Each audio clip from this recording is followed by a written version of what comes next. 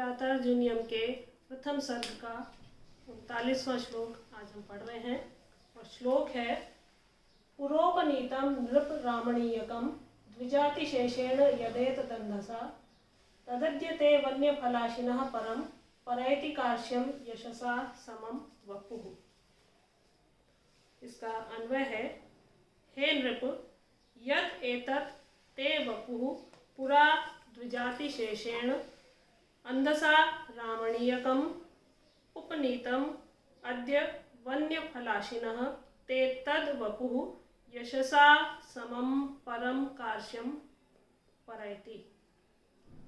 हे नृप, हे राजन, हे युधिष्ठिर, यत् एतत्, जो यह, ते वपुः आपका शरीर, पुरा पहले, द्विजाति शेषेण द्विजातियों के, द्विजों के खाने से, शेषेण शेष अन्न से, रामणीयकम रमणीयता को उपनीतम प्राप्त कराया गया था।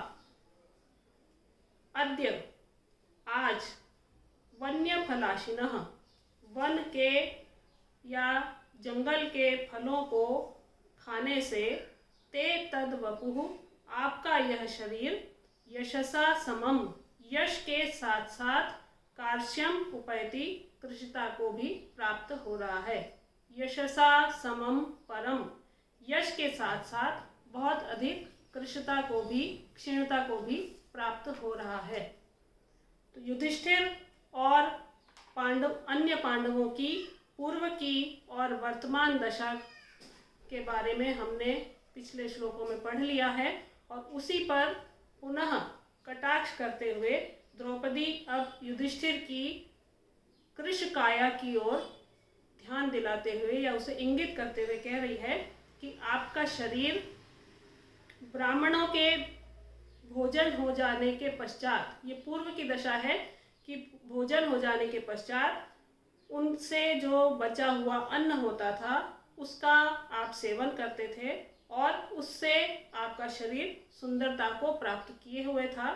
और वही अब आपका शरीर जो है, यहाँ वन में मिलने वाले फलों का सेवन करने से कृशता को प्राप्त हो रहा है और इसके साथ साथ आपका यश भी क्षीण हो रहा है। यहाँ जो ब्राह्मण भोजन का उल्लेख हुआ है उसका उसको यज्ञ में भी परिगणित किया गया है, ब्राह्मण यज्ञ के नाम से। तो द्रौपदी के कहने का कथन ये अर्थ ये है, अभिप्राय ये है कि सम्मान पूर्वक लाया गया व किया गया जो भोजन है वो शरीर के साथ साथ चरित्र की सुंदरता में भी अभिवृद्धि करता है। और राजा जो है या राजा जो होता है उसके लिए दातृत्व का अभाव उसकी अपकीर्ति को फैलाता है, उसके लिए ये अकीर्तिकर है। और द्रौपदी युधिष्ठिर के शरीर का ह्रास और अदातृत्व, उन दोनों के कारण होने वाली जो उसकी अपकीर्ति है उसके विषय में कह रही है कि इन दोनों से ही आपकी जो क्षीणताएं हैं वो मुझे पीड़ा पहुंचा रही हैं। आपका शरीर भी क्षीण हो रहा है और आपका यश भी क्षीण हो रहा है और इन दोनों बातों से मुझे बहुत अधिक पीड़ा और कष्ट हो रहा है। दुर्योधन द्वारा राज्य हरण के पश्चात वनवासी हो जाने पर युधिष्ठिर की दातृत्व शक्ति परिस्थितिवश लुप्त प्राय हो रही है और उस कारण से भी तथा शत्रुकृत अपमानों का प्रतिकार न करने वाले क्षत्रिय युधिष्ठिर की कीर्ति भी क्षीण हो रही है। इन दोनों बातों से द्रौपदी यहाँ पर उन्हें युधिष्ठिर को अवगत कराते हुए इस तरह के वचन कह रही है। अब समास, द्विजातयः द्वे जाति जन्मनि येषां ते इति द्विजातयः बहुव्रीहि समास है। वन्यम वने भवम इति वन्यम, वन्य फलानि वन्यानि फलानि, यहाँ पर कर्मधारय समास है।